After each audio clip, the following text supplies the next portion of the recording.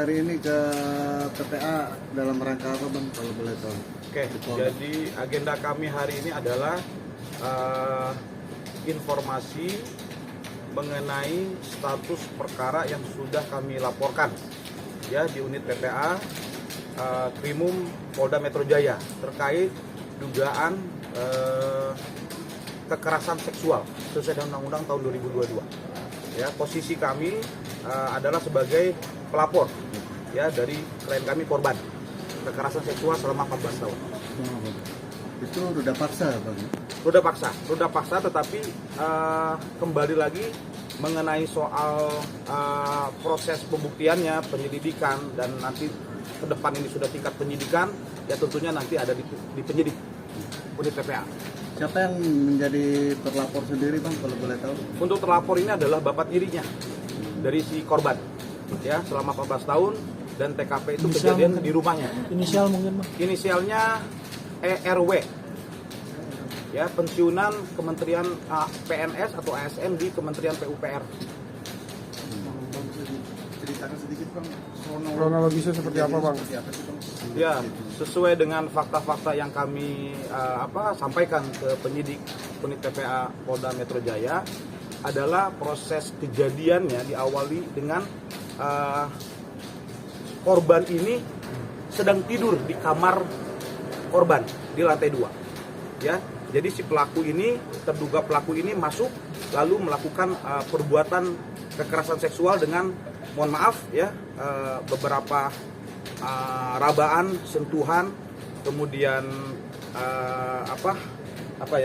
mohon maaf ya, sesuatu hal lah yang intinya kena di bagian sensitif si korban, dan itu dilakukan terus Berulang kali maksudnya? berkali-kali selama 14 tahun, yang terakhir November 2023. Yang parahnya adalah November 2023, karena beliau korban ini sudah dewasa di usia 29 tahun, pelaku itu dengan, mohon maaf, dengan celana dalam, bertelanjang dada, masuk ke dalam kamar korban klien kami. Dan posisinya sudah dalam posisi untuk melakukan perbuatan permulaan kekerasan seksual, dan kami bersyukur korban ini tersadar dari tidurnya, yang akhirnya dapat memberontak melawan ya. Akhirnya kabur si pelaku itu, keluar dari kamar langsung turun ke lantai 1, dan korban ini langsung meninggalkan rumah. Sampai saat ini, sampai kami dampingi untuk membuka laporan di unit PPA Polda Metro Jaya. Kabarnya pelaku sendiri itu merupakan kakak dari sosok yang dikenal. Betul atau tidak Bang?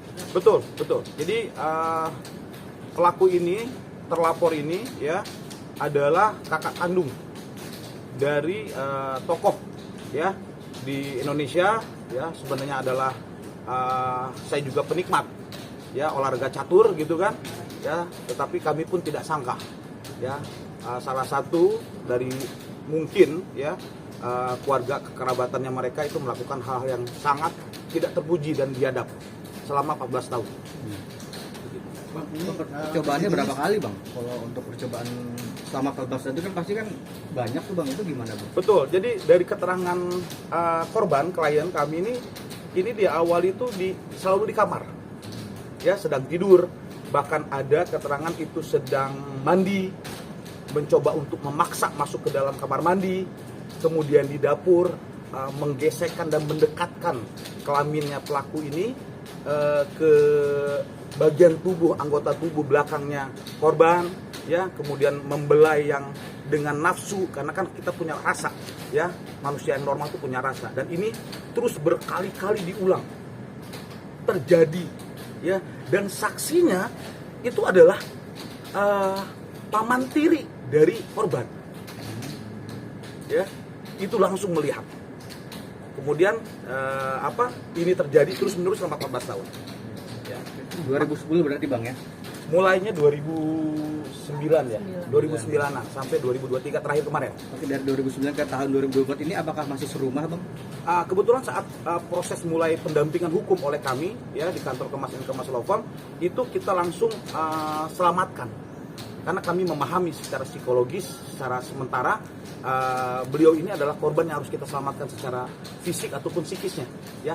Bahkan sampai saat ini kami tempatkan khusus, ya, untuk pendampingan hukum, pun pendampingan secara psikis ataupun kebutuhan kehidupan sehari-harinya korban klien kami. Bang, Dari kalau boleh orang tahu rumah bang, gimana, Bang? di situ nggak ada orang rumah apa bang atau Nggak ada seperti apa? perlawanan dari orang rumah. Baik, jadi kejadian ini adalah ibu kandungnya adalah suami tiri dari korban adalah pelakunya. Itu sudah dilakukan beberapa kali klarifikasi oleh korban, ya, komplain, pengadu gitu kepada ibu kandung. Tetapi ibu kandung ini sangat tidak cepat menanggapi, bahkan responsif sebagai ibu kandung kepada anak perempuan yang paling besar.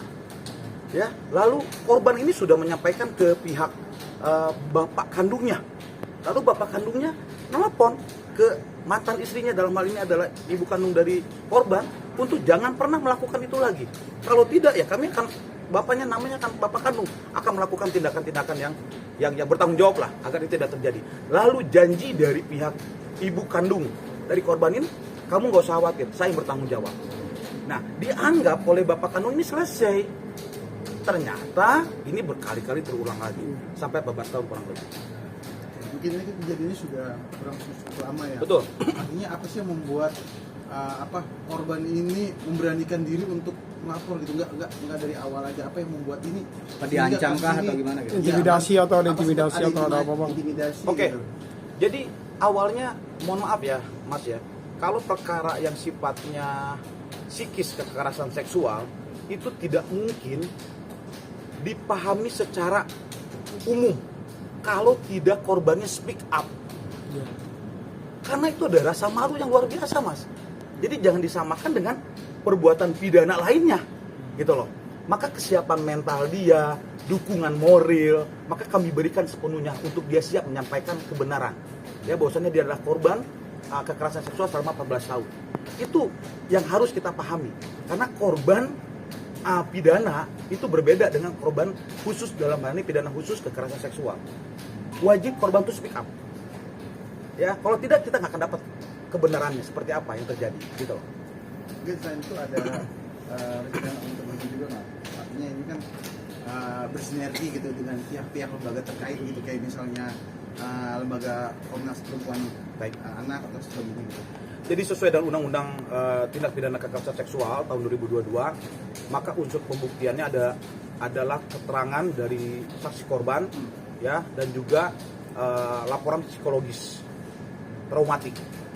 Jadi kami sudah memenuhi, ya, unsur pembuktian pidana, ya, tindak pidana kekerasan seksual. Maka pendampingan hukum dari undang-undang tadi adalah P2 TPA oleh Tangsel.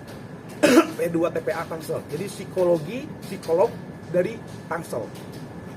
Semua diuji secara ilmiah. Maka laporan yang kami terima sudah konsisten.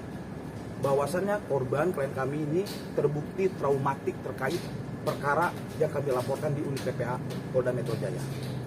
Terus selain itu ada bukti-bukti otentik ya sih bang, seperti mungkin foto atau apa gitu yang Sudah sempat divisum diambil mungkin. gitu dari saksi gitu.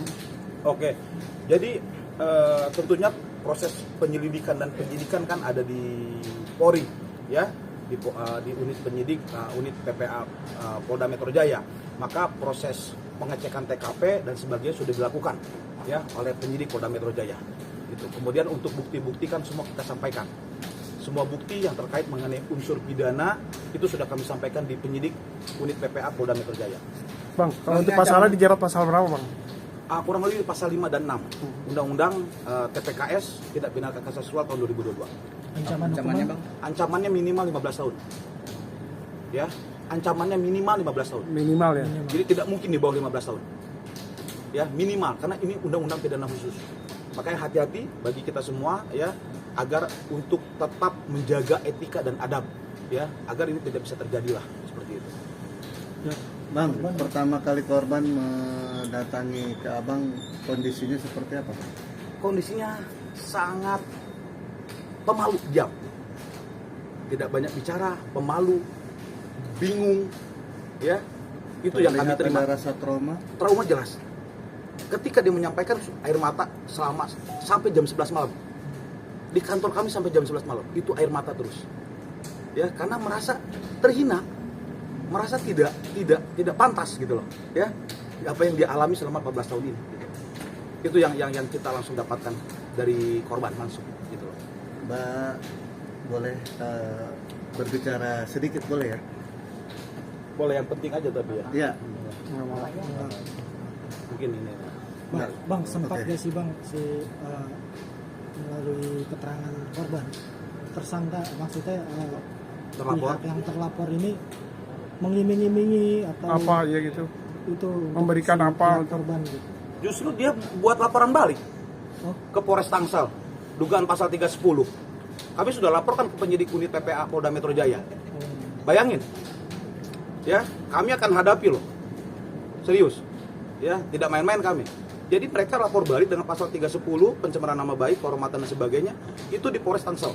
Kami akan datang, gitu loh. Dan kami sudah laporkan ke penyidik Polda Metro Jaya. Jadi terkait hal-hal seperti itu tidak ada, ya, kami tidak akan mundur, maju terus. Proses hukum ini akan berjalan. Begitu. Oke. Ini dia kan udah sering ditanya, jadinya setiap orang bertanya itu Ngulang dia ada lagi. rasa trauma. Terulang. Terulang. Jadi setiap ada orang yang bertanya dia ngulang lagi gitu. Dia nangis terus jadinya. Oke, Bang, berarti yang Abang harapkan maksudnya setelah Laporan ini kan Betul. pastinya ingin sekali cepat Betul. mendapatkan kejelasan gimana, Bang? Siap. Jadi kami mengapresiasi sebesar-besarnya kepada penyidik unit PPA Polda Metro Jaya.